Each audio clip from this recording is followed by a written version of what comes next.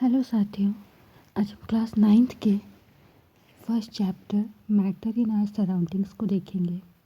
आइए स्टार्ट करें। As we look at our surroundings we see a large variety of things with different shapes, size and textures. जब हम अपने चारों ओर देखते हैं अपने सराउंडिंग्स में, तो हमें बहुत सारी वैरायटी की थिंग्स, बहुत सारी वैरायटी की चीज़ें मिलती हैं जिसका अलग अलग शेप होता है, अलग अलग साइज़ होता है, वो अलग अलग टेक्सचर की होती है। Everything in this universe is made up of material which scientists have named matter. इस संसार में जितनी भी चीज़ें हैं, इस यूनिवर्स में जितनी भी चीज़ें हैं, वो एक मटेरियल से बनी हुई हैं जिसको साइंटिस्ट ने नाम दिया है मैटर। तो इस संसार में जितनी भी चीज़ें, इस यूनिवर्स में, ब्रह्मांड में जितनी भी चीज़ें, वो सब मैटर से बना है।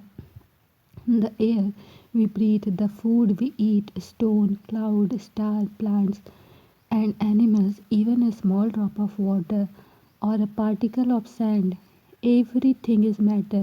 मतलब हमारे आसपास में जो खाना हम खाते हैं, जो पत्थर है, जो क्लाउड्स बादल हैं, तारे हैं, प्लैनेट है, एनिमल्स हैं, सब कुछ मैटर से बना है।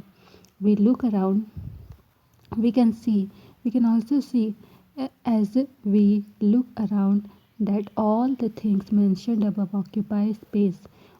एंड ये जितनी भी चीज़ें अभी हमने देखी है, क्लाउड्स है, स्टार है, प्लैनेट है, ह्यूमन बींग्स हैं, ये सब जो है कुछ ना कुछ स्पेस ऑक्यूपाई, कुछ ना कुछ जगह घेरता है और उन सब का कुछ ना कुछ मास होता है। तो इस तरह का मैटर जिसका कि कुछ मास हो, आगे देखेंगे, इसके बारे में देख लेते हैं। इन सब में सबसे पहले अभी हम देख रहे हैं कि इन सब का कुछ ना कुछ मास होता है और ये सब कुछ ना कुछ जगह घेरती है। Since early times human beings have been trying to understand their surroundings. मतलब पुराने समय से भी लोग अपने सराउंडिंग्स के बारे में जानने की कोशिश कर रहे थे। तो अर्ली इंडियंस, पहले के जो इंडियन फिलोसोफर्स थे, उन्होंने मैटर को 5 भागों में बांटा था। वो 5 भाग कौन कौन से थे? पहला 5 तत्व था, air, earth, fire, sky and water. वायु, अग्नि, जल, पृथ्वी और नभ। ये हमारा 5 तत्व था जो पहले के फिलोसोफर्स इसको मानते थे। उसके बाद according to them everything living और non living thing was made up of these 5 basic elements. उनके अकॉर्डिंग जितने भी लिविंग और नॉन लिविंग थिंग है, ये यही 5 तत्वों से मिलकर के बने हुए थे। Ancient Greek philosophers had arrived a similar classification of matter. जो ग्रीक फिलोसोफर्स आए, वो भी इसी तरह के क्लासिफिकेशन के बारे में बतलाए। नाउ मॉडर्न डेज में क्या होता है, scientist have evolved 2 types of classifications of matter based on their physical and chemical properties. तो मैटर के फिजिकल और केमिकल प्रॉपर्टी के अकॉर्डिंग मॉडर्न साइंटिस्ट ने मैटर को 2 पार्ट में डिवाइड किया है। फिजिकल प्रॉपर्टी के बारे में बतलाया और केमिकल प्रॉपर्टी के बारे में बतलाया है। तो इस चैप्टर में हम लोग फिजिकल प्रॉपर्टी के बारे में पढ़ेंगे और अगले चैप्टर में केमिकल प्रॉपर्टी के बारे में पढ़ेंगे। सबसे पहले देखते हैं physical nature of matter. Matter is made up of particles. Matter जो है वो छोटे छोटे पार्टिकल्स से मिलकर के बना हुआ है। For a long time two schools of thoughts prevailed regarding the nature of matter. One school believed that matter to be continuous like block of wood, whereas other thought that matter was made up of particles like sand. तो पहले क्या हुआ था, 2 मत में बढ़ गए थे। कुछ लोग कह रहे थे कि मैटर जो है पार्टिकल्स, सैंड जैसे पार्टिकल्स से बना हुआ है, जबकि कुछ लोग कह रहे थे कि मैटर जो है वो ब्लॉक्स के फॉर्म में मिलता है। उसके बाद में इस बात को प्रूव करने के लिए एक एक्टिविटी दी गई है। उस एक्टिविटी को हम लोग देख लेते हैं। एक्टिविटी में क्या कहा गया है, 100 मिलीलीटर का बीकर लिया गया है और उस बीकर में आधा पानी भर दिया गया है। आधा पानी भर करके उसके बाद उसमें मार्क लगा दिया है कि इतना पानी है। उसके बाद इस बीकर में जो पानी था, उस पानी में या तो नमक ले लिया गया या फिर चीनी ले लिया गया और उसके बाद उसको जो है उसको घोल दिया गया था। घोलने के बाद में देखा गया कि थोड़ी टाइम के बाद ये जो नमक या चीनी था, वो पूरा का पूरा इसमें डिज़ोल्व हो गया। दिखाई ही नहीं पड़ा था कि वो पूरा का पूरा नमक और चीनी कहाँ गया। तो ये जो एक्सपेरिमेंट था, इससे क्या पता चला कि जो पार्टिकल्स होते हैं इनके बीच में स्मॉल स्पेस होता है और उस स्पेस में ही ये सारा चीज़ डिज़ोल्व हो गया। आगे हम लोग देखेंगे इसी चीज़ को आगे बतलाया गया है। How small are these particles, कितने छोटे होते हैं ये पार्टिकल कि वहाँ पर मतलब जैसे वाटर में गया तो वाटर में सॉल्ट नज़र ही नहीं आया, तो बहुत छोटे होते होंगे तभी तो। अब कितने छोटे होते हुए वो देखना है। इसके लिए भी एक एक्टिविटी दी गई है जिसमें कि पोटेशियम परमैंगनेट का 2-3 क्रिस्टल लिया गया है और उसको 100 मिलीलीटर पानी में घोल दिया गया है। तो ये एक्सपेरिमेंट है। पोटेशियम परमैंगनेट इसका कलर पिंक में है, उसको 100 मिलीलीटर पानी में घोल दिया गया है। तो फिर उसके बाद में क्या किया गया, इस 100 मिलीलीटर से 10 मिलीलीटर पानी लेकर के अगले बीकर में डाल दिया गया जिसमें 90 मिलीलीटर पानी पहले से था। तो ये भी फिर 100 हो गया। फिर यहाँ से 10 मिलीलीटर पानी लेकर के अगले बीकर में डाल दिया गया। तो धीरे धीरे क्या हो गया कि अभी तक जितनी बार भी इसको डाला गया तो धीरे धीरे इसका कलर तो फेड हो रहा है लेकिन कलर अभी भी है। तो इससे पता चलता है कि जो पार्टिकल्स हैं वो बहुत ही ज़्यादा छोटे होते हैं। फिर इस एक्सपेरिमेंट में सिर्फ कुछ क्रिस्टल डाले गए थे पोटेशियम परमैंगनेट के, और उसके बाद में भी इतने बार पानी से बार बार इसको चेंज करने के बाद में भी उसका कलर ऐसे मतलब रहा था। तो यहाँ से कंक्लूज़न क्या निकला, there must be millions of tiny particles. यहाँ पर मिलियंस ऑफ टाइनी पार्टिकल्स रहते हैं किसमें, in just one crystal of potassium permanganate. एक क्रिस्टल में मिलियंस ऑफ टाइनी पार्टिकल्स थे which keep on dividing in themselves into smaller and smaller particles, जो कि बार बार क्या हुआ, अपने आप को डिवाइड करते गए छोटे से छोटे पार्टिकल्स में। The same activity can be done using 2 millilitre of Dettol instead of potassium permanganate. इसी प्रोसेस को पोटेशियम परमैंगनेट का यूज़ नहीं करके डेटॉल से भी करेंगे तो ऐसा ही रिजल्ट मिलेगा, बार बार पानी वाइट ही रहते जाएगा। The particles of matter are very very small, they are small beyond our imagination. इसका मतलब पार्टिकल्स, मैटर के जो पार्टिकल्स होते हैं वो बहुत बहुत छोटे होते हैं, इतने हमारी इमेजिनेशन से भी ज़्यादा छोटे होते हैं। आगे है characteristics of particles of matter. Matter के जो पार्टिकल्स होते हैं उनके कुछ कैरेक्टरिस्टिक्स होते हैं। Particles of matter have space between them. पहला है मैटर के पार्टिकल्स के बीच में स्पेस होता है। जैसा कि अब एक्टिविटी में हमने देखा था कि पानी में हम लोग सॉल्ट डिज़ोल्व किए थे, शुगर डिज़ोल्व किए थे, तो वो उसमें दिखा नहीं था, पूरा का पूरा उसमें घुल गया था। कैसे घुला था, उस वाटर मॉलिक्यूल के बीच में स्पेस था और उसी स्पेस में जो चीनी होगा या फिर सॉल्ट होगा उसके मॉलिक्यूल्स उसमें जा कर के सेट हो गए थे। तो यहाँ पर एग्जांपल और दिया है, when we make tea, coffee, nimbu pani, particles of one type of matter get into the spaces between the particles of other. जब हम लोग चीनी पानी, नींबू पानी, चाय, कॉफ़ी बनाते हैं तो इसमें क्या होता है कि एक पार्टिकल दूसरे पार्टिकल के बीच के स्पेस के बीच में एक दूसरे पार्टिकल के बीच में जो स्पेस होता है उसमें एक पार्टिकल दूसरा पार्टिकल के स्पेस के बीच में अपना जगह बना लेता है। This shows that there is enough space between the particles of matter. इससे यह पता चलता है कि मैटर के पार्टिकल्स के बीच में बहुत ज़्यादा स्पेस होता है, इतना स्पेस होता है कि दूसरा मैटर का पार्टिकल भी उसमें आसानी से एडजस्ट कर सकता है। अब है particles of matter are continuously moving. Matter के पार्टिकल्स जो है कंटिन्यूसली मूव करते हैं। कैसे, यहाँ पर एक एक्टिविटी दिया है, put an unlit incense stick. मतलब एक अगरबत्ती को जो कि जला हुआ नहीं है उसको एक कोने में अगर आप अपने रूम में रख देंगे तो क्या होगा कि हमारे तक स्मेल नहीं पहुँचेगी। लेकिन जैसे ही अगरबत्ती को हम लोग जलाते हैं तो हम क्या होगा कि एक कोने से दूसरे कोने तक आराम से इसकी स्मेल पहुंच जाएगी। तो पार्टिकल्स, जो मैटर के पार्टिकल्स हैं वो कंटिन्यूसली मूव करते रहते हैं। अगर मूव नहीं करते तो एक कोना में रखा हुआ दूसरे कोना तक स्मेल कभी नहीं आता। अगला एग्जांपल दिया गया है, take 2 glasses beaker filled with water, put a drop of blue और red ink slowly and carefully along the side of first beaker and honey in the same way in the second beaker। यहाँ पर 2 beaker लिया गया है, 2 glass का beaker लिया गया है, एक में इंक डाला गया है और दूसरा में हनी डाला गया है। उसके बाद में उसको बिना डिस्टर्ब किए हुए एक कॉर्नर में छोड़ दिया गया है। थोड़ी देर के बाद में ऑब्जर्व किया क्या किया गया कि ऑब्जर्वेशन में हम ये देखें कि जो इंक था वो इंक उसमें आसानी से घुल गया, बहुत जल्दी घुल गया, जबकि ये जो हमारा हनी था इसको घुलने में बहुत ही टाइम लग गया था।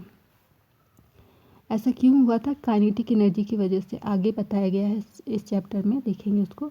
दूसरा एक्टिविटी है drop a crystal of copper sulphate और potassium permanganate into a glass of hot water and another containing cold water. एक ग्लास में हॉट वाटर है, एक ग्लास में कोल्ड वाटर, ठंडा पानी लिया गया, उसमें पोटेशियम सल्फेट या फिर कॉपर सल्फेट का कुछ क्रिस्टल डाला गया है। उसके बाद उस घोल को, उसका घोल दिया गया, उसको स्टीर कर दिया गया, चला दिया गया है। उसके बाद उस क्रिस्टल को सेटल डाउन होने के लिए छोड़ दिया गया है। तो व्हाट डू यू ऑब्जर्व? इसमें क्या आप देखोगे? What happens as time passes, what does this sugar about this suggest about the particles of solid and liquid? Does the rate of mixing change with temperature? Why and how? तो यहाँ पर भी देखोगे कि जैसे जैसे टेम्परेचर चेंज होते जाएगा वैसे वैसे जो चीज़ें हैं इसमें आराम से घुल जाएंगी।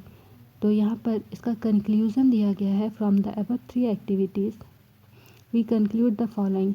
Particles of matter are continuously moving. पहला ऑब्जर्वेशन से ये देखें कि कॉन्टीन्यूसली मूव करता है। That is they possess what we call kinetic energy, क्योंकि पार्टिकल्स में काइनेटिक एनर्जी होती है, इस वजह से पार्टिकल्स एक कंटिन्यूसली मूव करते रहते हैं। टेम्परेचर, उसके बाद अगला जो एक्सपेरिमेंट था वहाँ पर टेम्परेचर जैसे जैसे बढ़ेगा तो पार्टिकल्स का मूवमेंट फास्ट हो जाएगा। पार्टिकल्स में काइनेटिक एनर्जी होती है, ज़्यादा टेम्परेचर होगा तो पार्टिकल्स की काइनेटिक एनर्जी ज़्यादा होगी तो पार्टिकल ज़्यादा तेज़ी से मूव करेगा। तो we can say with the increase in temperature the kinetic energy of the particle also increases। Temperature बढ़ाने से बॉडी की काइनेटिक एनर्जी भी बढ़ जाती है। In the above 3 activities we observe that particles of matter intermix on their own with each other. They do so by getting into the space between the particles। एक दूसरे में particles एक दूसरे में मिक्स हो जाते हैं। ये जो एक्सपेरिमेंट्स हमने देखा तो ऐसा इसलिए होता है क्योंकि पार्टिकल्स के बीच में स्पेस होता है। This intermixing of particles of two different types of matter on their own is called diffusion।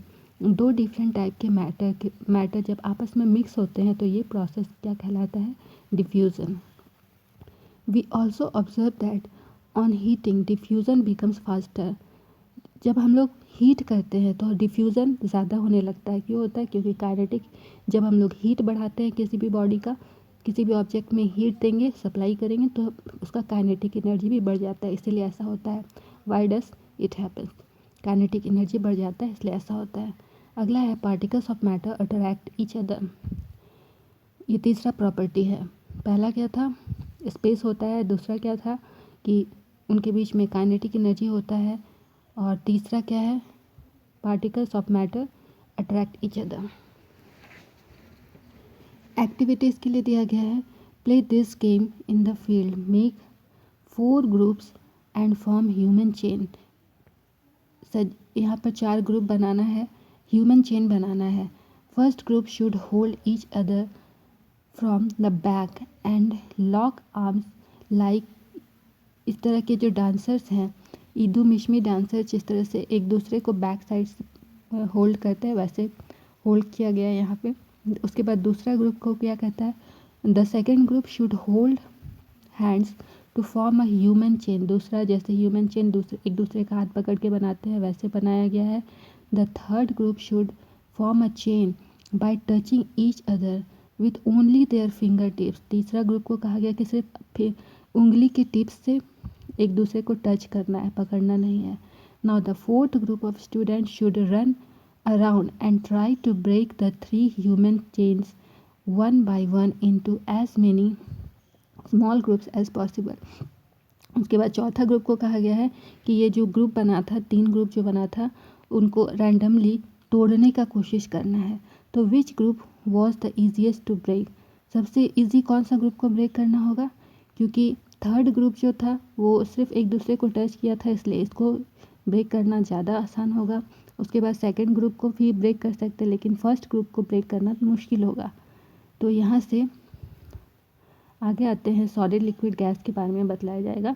If we consider each student as a particle of matter, अगर हर एक स्टूडेंट को पार्टिकल ऑफ मैटर कहा जाएगा, then in which group of particle held each other with the maximum force, तो कौन सा ग्रुप में मैक्सिमम फोर्स होगा? फर्स्ट वाला ग्रुप में होगा। अगला एक्टिविटी है 1.7, टेक एन आयरन नेल, एक कांटी लेना है, a piece of chalk and a rubber band, एक चॉक लेना है, एक रबर बैंड लेना है, try breaking them into hammering by hammering, cutting और स्ट्रेचिंग, इन तीनों को या तो हथौड़ी से मार के तोड़ना है या फिर काट देना है या फिर इसको खींच करके तोड़ना है। In which of the above three substances do you think the particles are held together with greater force, इन तीनों पार्टिकल्स में किसको तोड़ने में ज़्यादा फोर्स की ज़रूरत होगी? तो आयरन नेल को तोड़ने में ज़्यादा फोर्स की ज़रूरत होगी, उससे कम चॉक में होगी, और रबर बैंड तो उसको आसानी से हम लोग स्ट्रेच करेंगे तो टूट जाएगा। उस तरह से उसी के बाद में एक्टिविटी 1.8 है हमारे पास में, take some water in a container, एक कंटेनर में पानी लिया गया है, उसके बाद में try cutting the surface of water with your finger, क्या आप फिंगर से पानी को काट पाएंगे? Were you be able to cut the surface of water? What could be the reason behind the surface of water remaining together? तो यहाँ पर आप उसको काटना तो पॉसिबल नहीं है। The above three activities suggest that particles of matter have force acting between them, तो ये जो एक्टिविटीज़ थी इससे पता चलता है कि मैटर के जो पार्टिकल्स होते हैं उनके बीच में फोर्स होता है। This force keeps the particle together, इसी फोर्स की वजह से पार्टिकल्स एक साथ में रहते हैं। The strength of this force of attraction varies from one kind of matter to another kind of matter, तो हर एक मैटर टू मैटर ये जो फोर्स ऑफ अट्रैक्शन है वो डिफ़र करता है। जैसा कि अभी 3 ग्रुप बनाए थे वहाँ पर डिफ़र किया था, इस तरह से आगे भी डिफ़र करेगा। तो आगे देखते हैं क्या है स्टेट्स ऑफ मैटर। यहाँ से स्टेट्स ऑफ मैटर के बारे में पता चलता है। हमारे पास में 3 स्टेट ऑफ मैटर है, सॉलिड, लिक्विड और गैस होता है। ये स्टेट ऑफ मैटर होते हैं। यहाँ पर वेरिएशंस होते हैं इनके बीच में। सॉलिड में फोर्स ऑफ अट्रैक्शन ज़्यादा होता है सॉलिड के पार्टिकल्स में, उससे कम होता है लिक्विड के पार्टिकल्स में, और सबसे कम फोर्स ऑफ अट्रैक्शन होता है गैस के पार्टिकल्स में। आगे देखेंगे एग्जाम्पल्स में यहाँ पे समझाया गया है। द सॉलिड स्टेट के बारे में एक्टिविटी दी गई है। Collect the following articles, a pen, एक बुक, एक नीडल लेना है, एक पीस ऑफ वुडन स्टिक, ठीक है, लकड़ी का एक छड़ी लेना है, किसी को पीटना नहीं है। Sketch the shape of the above particles, in particle का शेप बनाना है in your notebook by moving a pencil around them. Do all these have definite shape, क्या सबका एक डेफिनेट शेप है? सबका फिक्स्ड वॉल्यूम है? तो ऑब्वियसली सबका फिक्स्ड वॉल्यूम है, डेफिनेट शेप है। What happens if they are hammered और पुल्ड और ड्रॉप्ड, अगर इसको मार के तोड़ने की कोशिश करेंगे या खींचेंगे या फिर गिरा देंगे तो क्या होगा? Are this capable of diffusing into each other, क्या ये एक दूसरे में मिल जाएंगे? और नहीं मिलेंगे। तो इसके बाद में यहाँ पे ये जो एग्जाम्पल है इससे क्या निकलता है conclusion? All the above examples of solids we can observe that all these have a definite shape, मतलब हर एक सॉलिड में डेफिनेट शेप होता है, उसकी डिस्टिंक्ट बाउंड्रीज होती है, फिक्स्ड बाउंड्री होती है, सॉलिड में फिक्स्ड वॉल्यूम होता है और निग्लिजिबल कंप्रेसिबिलिटी भी होता है, उसको आप कंप्रेस नहीं कर सकते हैं। सॉलिड में क्या टेंडेंसी होती है? वो अपने शेप को मेंटेन करके रखना चाहता है, चाहे आप जो भी फोर्स लगाओ वो अपना शेप को इजीली चेंज नहीं करना चाहेगा।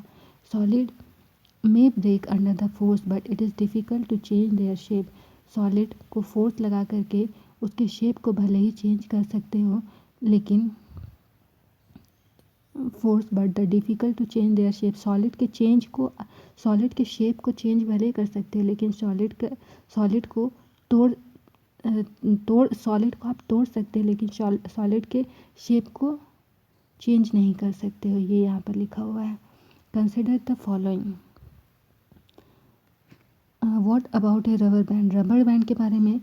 Can it change the shape of on stretching, क्या इसको खींचेंगे तो इसका शेप चेंज हो जाएगा? इज इट ए सॉलिड, तो शेप तो चेंज हो जाएगा, तो क्या वो एक सॉलिड है? सेकेंड क्वेश्चन है आपके पास में, what about sugar and salt when kept in different jars, these take the shape of the jar, are they solid, क्या ये सॉलिड है? क्योंकि अलग अलग जार में रखेंगे तो ये जार का शेप ले लेता है। व्हाट अबाउट स्पॉन्ज, स्पॉन्ज के बारे में भी क्वेश्चन पूछा गया है। Is it a solid? इन सब का आंसर आपको मिलेगा yet we are able to compress it. Why? ये सभी के सभी सॉलिड है लेकिन फिर भी हम इसको इजीली कंप्रेस कर सकते हैं। क्यों? All the above are solids. A rubber band changes shape under force and regains the same shape. जैसे कि हम लोग पहले भी पढ़ चुके थे कि सबका अलग अलग स्थिति होता है, सबको इजीली ब्रेक एक तरीके से नहीं कर सकते हैं। तो ये सभी सॉलिड के अंदर आते हैं। इसके और डिटेल में इसको बताया गया है, देखते हैं यहाँ पे। The force is removed, the excessive force is applied, it breaks. तो एक्सेसिव फोर्स अगर आप इसमें डालेंगे तो ये टूट जाएंगे। The shape of each individual sugar और salt crystal remain fixed whether take into it in our hands. तो ये सभी चीज़ें क्रिस्टल जितने भी हैं शुगर के या सॉल्ट के, जब आप अपने हाथ में इसको लोगे तो इसका शेप फिक्स्ड होता है।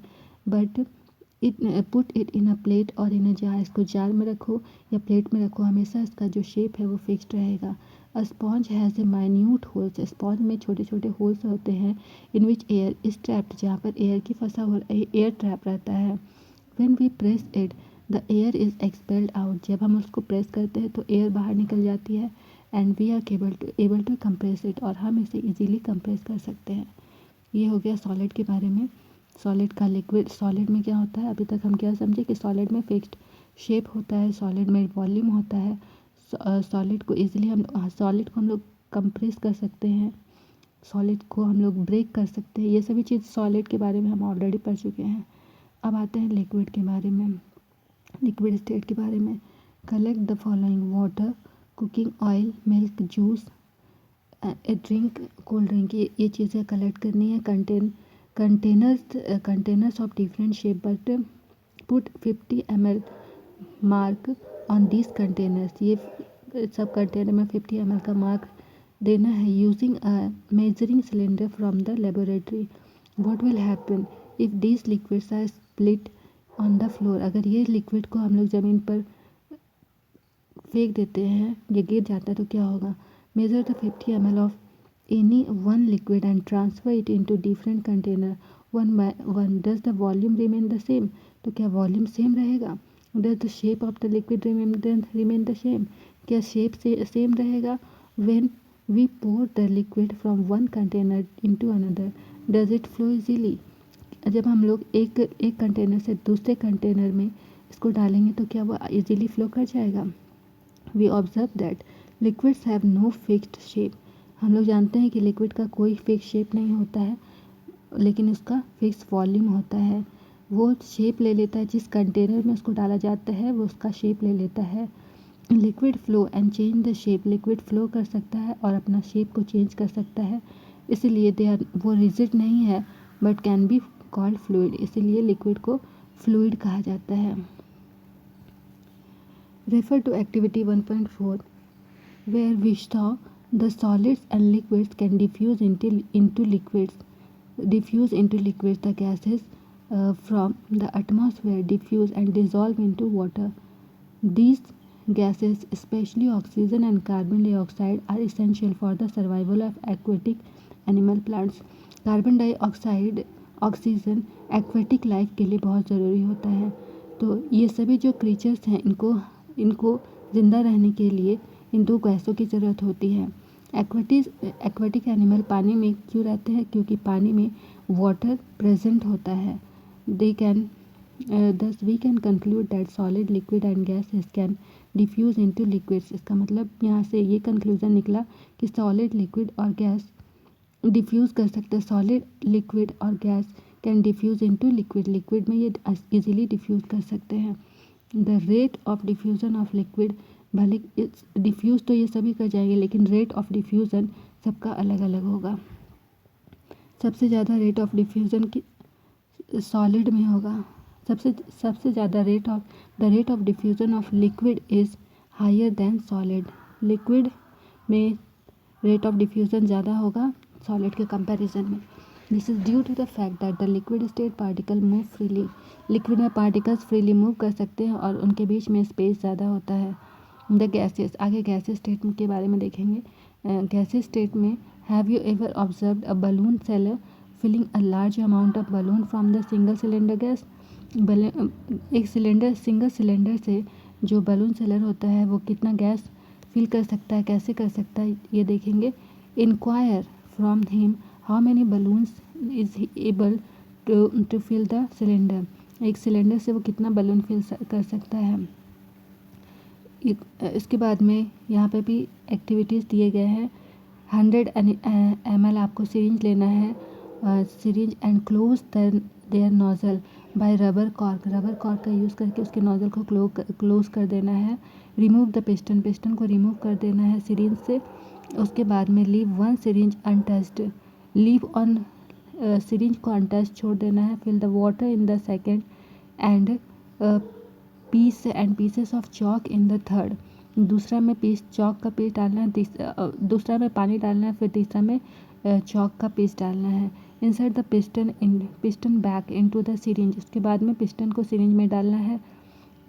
You may apply some vaseline, उस पिस्टन में आप वैसलीन अप्लाई कर सकते हैं before inserting them into the syringe smoothly, ताकि मूवमेंट इजीली हो सके।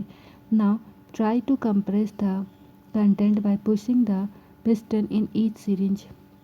हर एक सिरिंज में ऐसे ही कंटेंट को पुश करना है। तो what do you observe, in which case was the piston easily pushed, कौन से केस में ईजिली पुश हो जाएगा, तो ऑब्वियसली फर्स्ट वाले में ईजिली मूव हो जाएगा।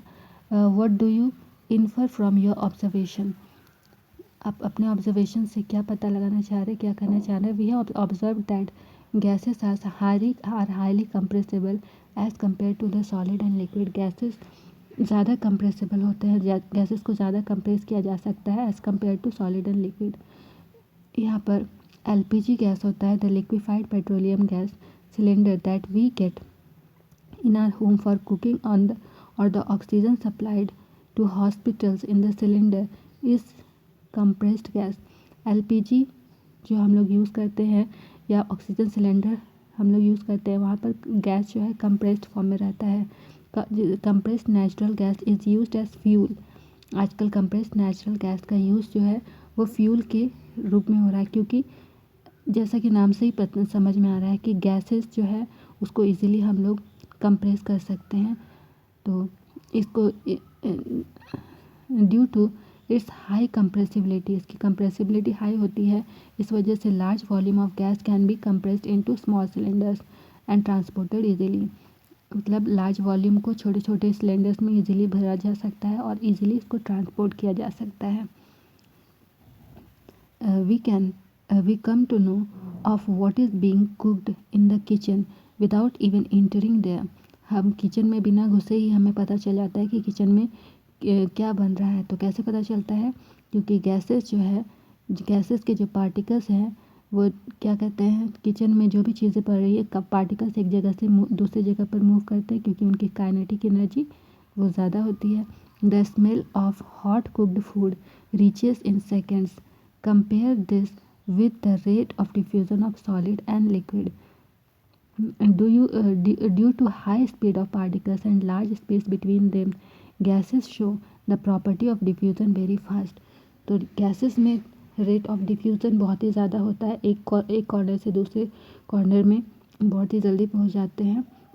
In the gaseous state the particles move about randomly at high speed। Particles randomly किसी भी डायरेक्शन में बहुत ही स्पीड से मूव करते हैं। Due to this random movement the particles hit each other. Randomly move करते हैं, इस वजह से पार्टिकल एक दूसरे में भी टकराते हैं और जो कंटेनर होता है कंटेनर की वॉल से भी टकराते हैं। The pressure exerted by the gas is because of this force exerted by the gas particle per unit area on wall of the container. तो ये था हमारा एक्सपेरिमेंट, गैस के लिए बतलाया गया है। तो इस तरह से हमें पता चला कि सबसे ज़्यादा कहाँ पे होता है मैटर में। यहाँ पे लिखा हुआ can matter change in its state. सबसे ज़्यादा मूव कर सकता है पार्टिकल गैस में, उससे कम जो है लिक्विड में और सबसे कम सॉलिड में। अगला है can matter change in state, क्या मैटर अपनी अवस्था बदल सकता है। सॉलिड, तो हम लोग जानते हैं कि मैटर, तो जैसे कि वाटर के बारे में बतलाया गया है, सॉलिड वाटर जो है वो 3 स्टेट में एग्जिस्ट करता है। सॉलिड आइस के फॉर्म में, वो सॉलिड फॉर्म में रहता है वाटर। लिक्विड के फॉर्म में वाटर के फॉर्म में ही रहता है, और गैस के फॉर्म में जब वाटर का वाटर वेपर बन जाता है तो वाटर गैस के फॉर्म में भी रहता है। What happens inside the matter during this change of state. इस चेंज ऑफ स्टेट में मैटर के साथ क्या होता है। What happens to the particles of the matter during the change of state. जब चेंज होता है, जब पार्टिकल्स अपना स्टेट चेंज करता है तो क्या होता है। How does the change of state take place. We need answers of these questions. चलिए इसका आंसर देखने के लिए आगे जो एक्सपेरिमेंट्स है उसको देखेंगे। Effect of change of temperature. Temperature बदलेगा तो क्या होगा। Take about 150 gram of ice in a beaker. 150 gram ice को बीकर में लेंगे और सस्पेंड अ लेबोरेटरी थर्मोमीटर, और उसमें थर्मोमीटर को रखेंगे so that it's bulb is in the contact with the ice and in as shown in figure। यहाँ पर ये बीकर है, ये आइस है और ये ग्लास स्टीरर है, और यहाँ पर ये थर्मोमीटर को फिक्स किया गया है और उसके बाद इसको बर्नर से इसको हीट किया गया है। तो जैसे ही बर्नर से हम लोग हीट करेंगे तो इसका जो टेम्परेचर था, पहले उसका टेम्परेचर धीरे धीरे इंक्रीज़ हो जाएगा। तो देखते हैं इसमें क्या होता है। Start heating the beaker on A low flame. Beaker को लो फ्लेम पर हीट करना स्टार्ट करते हैं। टेम्परेचर को नोट करना है जबकि आइस मेल्ट करने लगेगा।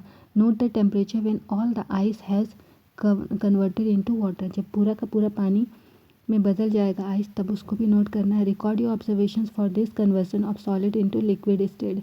सॉलिड से लिक्विड में जब पानी को बदला तो उस ऑब्जर्वेशन को रिकॉर्ड करना है। Now put a glass rod in the beaker. उसके बाद ग्लास रॉड को बीकर में रखेंगे and heat while stirring the water starts boiling.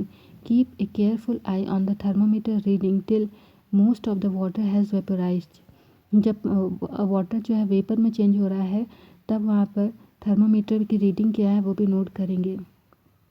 तो यहाँ पर कंक्लूजन क्या निकलेगा। On increasing the temperature of solids the kinetic energy of particle increases. जैसे टेम्परेचर हम लोग इंक्रीज करते हैं तो पार्टिकल का काइनेटिक एनर्जी ऑब्वियसली मूव करने लगेगा, काइनेटिक एनर्जी धीरे धीरे बढ़ेगा। Due to the increase in kinetic energy the particle start vibrating with greater speed. जैसे ही काइनेटिक एनर्जी बढ़ेगी तो पार्टिकल मूव करना स्टार्ट कर देगा। The energy supplied by the heat overcomes the force of attraction between the particles. The particles leave their fixed position. Particle अपना जो भी पोजीशन होगा उसको छोड़ करके मूव करना, इधर उधर फ्रीली मूव करना स्टार्ट कर देगा। Stage is reached when the solid melts and converted into liquid. ऐसा स्टेट आएगा जबकि सॉलिड जो है वो चेंज हो करके मेल्ट हो जाएगा और उसके बाद में वो लिक्विड में बदल जाएगा। तो यहाँ पर वो मिनिमम टेम्परेचर जिस पर कि सॉलिड मेल्ट होकर के लिक्विड में बदल जाता है उसको हम लोग कहते हैं मेल्टिंग पॉइंट। जहाँ पर सॉलिड मेल्ट होकर के लिक्विड में बदला वो पॉइंट मेल्टिंग पॉइंट कहलाया। The melting point of a solid is an indication of the strength of force of attraction between the particles.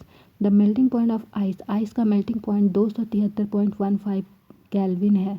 The process of melting that is change of solid in state into liquid state is known as fusion. जब solid liquid में बदल जाएगा तो ये change of state को हम लोग fusion के नाम से जानते हैं। When a solid melts its temperature remains the same. जब सॉलिड मेल्ट करेगा तो उसका टेम्परेचर सेम रहेगा। So where does the heat go. तो ये हीट कहाँ गई, उस हीट को हम लोग क्या कहते हैं आगे देखेंगे। You must have observed during the experiment of melting that the temperature of the system does not change after melting point is reached. Temperature melting point के बाद उसका टेम्परेचर चेंज नहीं होता है till all the ice melts. This happens even though we continue to heat the beaker. कितना भी beaker को heat कर ले उसका टेम्परेचर इंक्रीज नहीं होगा। This is we continue to supply heat. This heat gets used up in changing. कहाँ पे चेंज हो जाएगा, ये हीट का यूज़ कहाँ पे होगा, स्टेट को चेंज करने में होगा। State by overcoming the force of attraction between the particles. As a result the heat is absorbed by ice without showing any rise in temperature. It is considered that It gets hidden into the contents of beaker and it is known as latent heat. तो ये जो है latent heat के नाम से जाना जाता है। ये गुप्त ऊष्मा जिसको हिंदी में कहते हैं latent heat के नाम से जाना जाता है। एक पर्टिकुलर टेम्परेचर के बाद कितना भी हीट सप्लाई करो उस ऑब्जेक्ट का हीट जो है वो इंक्रीज़ नहीं होता है, वो हीट कहाँ जाता है, लेटेंट हीट में बदल जाता है। The word latent means hidden. The amount of heat energy that is required to change 1 kilogram of a solid into liquid at atmospheric pressure and its melting point is known as latent heat of fusion. Latent heat of fusion किसको कहते हैं? 1 kilogram solid को liquid में atmospheric pressure में melting 1 kilogram the change of 1 kilogram of solid into liquid. 1 kilogram solid को liquid में बदलने के लिए जो एटमॉस्फेरिक प्रेशर मेल्टिंग पॉइंट पर जो एटमॉस्फेरिक प्रेशर का यूज़ होता है वो लैटेंट हीट ऑफ फ्यूज़न कहलाता है। So particles in water at 0 degree Celsius को ही 273 केल्विन कहते हैं। More energy as compare to the particles of ice at the same temperature. When we supply heat energy to water, जब हम पानी में हीट एनर्जी सप्लाई करेंगे water particles में, water particles starts moving even faster. तो water particles move करना start कर देंगे at certain temperature. A point is reached when the particle have enough energy to break free from the force of attraction of each other. At this temperature the liquid starts changing into gas. इस temperature पर liquid जो है वो gas में बदलने लगेगा। तो the temperature at which the liquid starts boiling at the atmospheric pressure is known as boiling point. तो ये जो टेम्परेचर था जहाँ पर लिक्विड बॉयल होना स्टार्ट हो जाता है, इसको हम लोग बॉइलिंग पॉइंट के नाम से जानते हैं। Boiling is a bulk phenomena. Particles from a bulk of the liquid gain enough energy to change into the vapour. For water this temperature is 373 kelvin. Water के लिए ये वैल्यू होती है 373 kelvin. Can you define the latent heat of vaporisation. इसी तरह से latent heat of vaporisation को कैसे डिफाइन करेंगे? Do it in the same way as we have defined in the latent heat of fusion particles in steam. It is that is water vapor at 373 Kelvin have more energy than water at the same temperature. This is because particles in steam have absorbed extra energy in the form of latent heat of vaporization. So we infer that the state of matter can be changed into another state by changing the temperature. एक state से दूसरे state में temperature change होकर के, जैसे कि यहाँ पे सॉलिड को हीट किए तो ये लिक्विड में बदल गया, लिक्विड को फिर हीट किए तो ये गैस में बदल गया, फिर गैस को ठंडा किए तो ये लिक्विड में बदल गया और लिक्विड को ठंडा करने पर ये सॉलिड में चेंज हो जाता है। यहाँ पर एक एक्टिविटी दी गई है, टेक सम कैम्फर, कपूर लेना है, crush it input in China dish, इसको क्रश करके चाइना डिश में रखेंगे। उसके बाद में put an inverted funnel on the China dish, उल्टा करके फनेल को रख देंगे चाइना डिश पे। और उसके बाद में put a cotton plug in the steam of the funnel. तो उसके बाद में कॉटन प्लग डालने के बाद में क्या होगा, उसके बाद में इसको हीट किए तो क्या होगा इस केस में। What do you infer from the above activity? A change of state directly from solid to gas. यहाँ पर डायरेक्टली सॉलिड से क्या होता है, गैस में वो चेंज हो जा रहा है, बिना लिक्विड के फॉर्म में आए डायरेक्टली सॉलिड से लिक्विड में, सॉलिड से गैस में बदल गया। तो सॉलिड से गैस में डायरेक्ट बदलने का प्रोसेस सब्लिमेशन कहलाता है, जबकि गैस से फिर सॉलिड में अगर चेंज होगा तो ये प्रोसेस कहलाता है डिपोजिशन। आता है आगे है effect of change of temperature. Temperature change का क्या इफेक्ट होता है? We have already learn that difference in various states of matter is due to the difference in distance between the constituent particles. What will happen when we start putting pressure and compress a gas? Gas को compress करेंगे और उसमें pressure डालना start करेंगे तो क्या हो जाएगा? Will the particle come closer? Do you think that the increasing or decreasing the pressure can change the state of matter? अगर प्रेशर को इंक्रीज करेंगे और डिक्रीज करेंगे तो क्या स्टेट ऑफ मैटर चेंज हो जाएगा? Apply pressure and reducing temperature and liquefy gases. Have you heard of solid carbon dioxide? Solid carbon dioxide क्या होता है? Solid carbon it is stored under high pressure, इसको high pressure में store किया जाता है।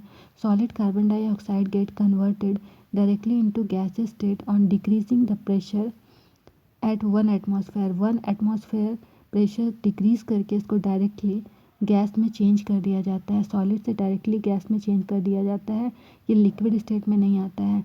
यही रीज़न है कि सॉलिड कार्बन डाइऑक्साइड को हम लोग ड्राई आइस के नाम से जानते हैं। Thus we can say that pressure and temperature determine the state of substances, which whether it will be solid, liquid or gas।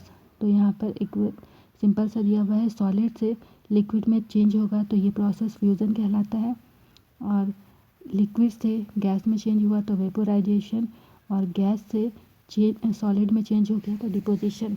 उसी तरह से जब लिक्विड से सॉलिड में चेंज होगा तो ये सॉलिडिफिकेशन कहलाएगा। फिर गैस से लिक्विड में चेंज हुआ तो कंडेंसेशन कहलाया, और अगर सॉलिड से गैस में डायरेक्ट बदला तो ये प्रोसेस कहलाया सब्लिमेशन। सॉलिड से गैस में बदला तो सब्लिमेशन, और गैस से सॉलिड में बदला तो डिपोजिशन। अब यहाँ पर एटमॉस्फेरिक प्रेशर के बारे में बतलाया गया है। एटमॉस्फेरिक प्रेशर यूनिट है, जो यूनिट है प्रेशर को मेज़र करने के लिए यूज़ करते हैं यूनिट, जबकि प्रेशर का यूनिट होता है पास्कल। एटमॉस्फेरिक प्रेशर के लिए हम लोग यूज़ करते हैं atmosphere is a unit of measuring pressure exerted by gas. Gas के लिए एटमॉस्फेयर का यूज़ करते हैं। Pressure the unit of pressure is pascal. एक एटमॉस्फेयर ये वो 0.01 इंटू 10⁵ पास्कल के बराबर में होता है। तो ये दोनों जो है पास्कल और एटमॉस्फेरिक प्रेशर, ये दोनों जो है प्रेशर का ही यूनिट है। The pressure of air in atmosphere is called atmospheric pressure. Atmosphere में जो प्रेशर होता है उसको एटमॉस्फेरिक प्रेशर कहते हैं। The atmospheric pressure at sea level is 1 atmosphere. Sea level पर एटमॉस्फेरिक प्रेशर 1 एटमॉस्फेयर होता है and is taken as normal atmospheric pressure.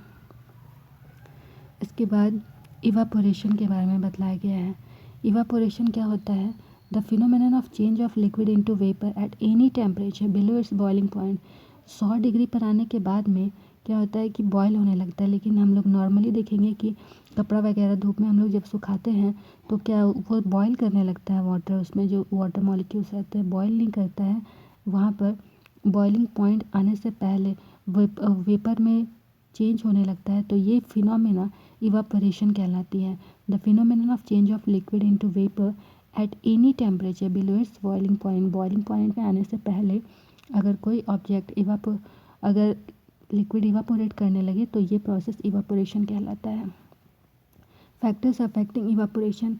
Evaporation को अफेक्ट करने वाले कौन कौन से कारक हैं? पहला कारक है हमारे पास में इंक्रीज ऑफ सरफेस एरिया, मतलब जितना ज़्यादा सरफेस एरिया होगा तो इवापोरेशन उतना ज़्यादा होगा।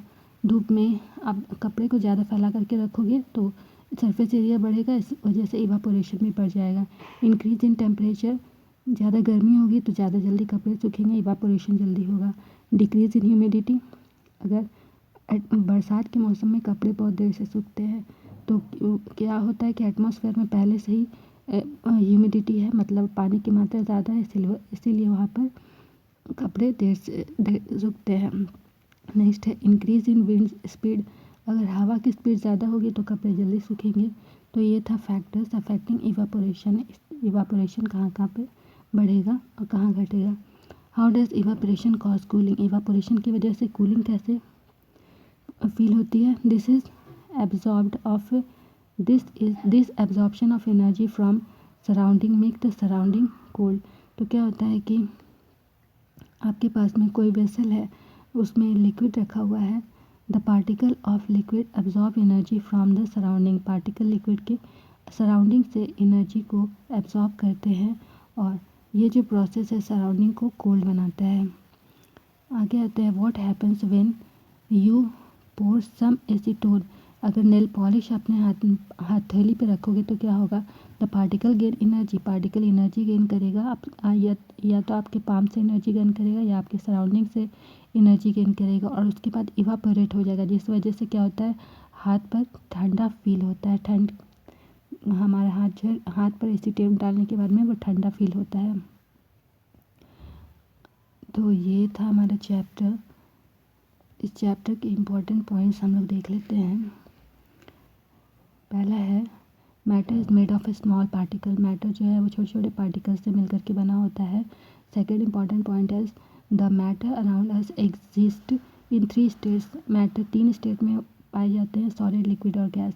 The force of attraction between the particles are maximum. Force of attraction सबसे ज़्यादा सॉलिड में होता है और लिक्विड में इंटरमीडिएट होता है, और सबसे कम फोर्स ऑफ अट्रैक्शन गैस के मॉलिक्यूल्स के बीच में होता है। The space between constituent particles and kinetic energy of particle are minimum in case of solid. Solid के केस में पार्टिकल की काइनेटिक एनर्जी मिनिमम होती है, इंटरमीडिएट लिक्विड में होती है और मैक्सिमम गैसेस में होती है। The arrangement of particle is most ordered in case of solid. Solid में पार्टिकल्स सिस्टमेटिक वे में अरेंज होते हैं, उससे कम लिक्विड में होते हैं, और सबसे कम रैंडमली मूव कहाँ पे होते हैं पार्टिकल्स, गैसेस में। The state of matter are interconvertible. सब स्टेट ऑफ मैटर इंटरकन्वर्टेबल होते हैं, सॉलिड से लिक्विड में, लिक्विड से सॉलिड में, इस तरह से चेंज हो सकता है। सब्लिमेशन क्या होता है? Sublimation is the change of solid state directly to gas state. Solid से डायरेक्टली गैस में अगर चेंज हो जाता है बिना लिक्विड फॉर्म में आए तो ये प्रोसेस सब्लिमेशन कहलाता है। डिपोजिशन क्या होता है? गैस से डायरेक्ट सॉलिड में अगर बदल जाए तो वो प्रोसेस डिपोजिशन कहलाता है, बिना लिक्विड स्टेट में आए हुए। बॉइलिंग क्या होता है? Boiling is a bulk phenomena. Particles from the bulk of the liquid change into vapour. मतलब वेपर में चेंज होने का प्रोसेस बॉइलिंग कहलाता है। इवापोरेशन क्या होता है? Evaporation is a surface phenomena. Evaporation surface का फिनोमेना होता है। Particles from the surface gain enough energy to overcome the force of attraction present in the liquid and change in the vapor state. उसके बाद है next, the rate of evaporation depends on the surface area to the atmosphere temperature, humidity and wind speed. Next, evaporation की वजह से cooling हमें feel होता है। Next है लैटेंट हीट ऑफ वेपराइजेशन क्या होता है? It is the heat energy required to change 1 kilogram of liquid to gas at atmospheric pressure at its boiling point. Next है latent heat of fusion क्या होता है? It is the amount of heat energy required to change 1 kilogram of solid into liquid at its melting point. Next है कुछ measurable quantities है, इसको देख लेते हैं। यहाँ से डायरेक्ट क्वेश्चंस आते हैं एग्जाम में, सारी कॉम्पिटिटिव एग्जाम्स में आते हैं। टेम्परेचर की एसआई यूनिट होती है केल्विन, सिंबल होता है के। लेंथ का एसआई यूनिट होता है मीटर, सिंबल है एम। मास का ऐसा यूनिट है किलोग्राम, सिंबल है केजी। वेट का ऐसा यूनिट है न्यूटन, सिंबल है कैपिटल एन। वॉल्यूम का ऐसा यूनिट है क्यूबिक मीट्रिक, इसका एम क्यू। डेंसिटी का ऐसा यूनिट होता है किलोग्राम पर क्यूबिक मीट्रिक, ऐसा यूनिट है केजी पर एम पर मीटर क्यूब। प्रेशर की ऐसा यूनिट है पास्कल, सिंबल होता है इसका पीए। तो ये थी एनसीईआरटी क्लास 9 की। Thank you for watching.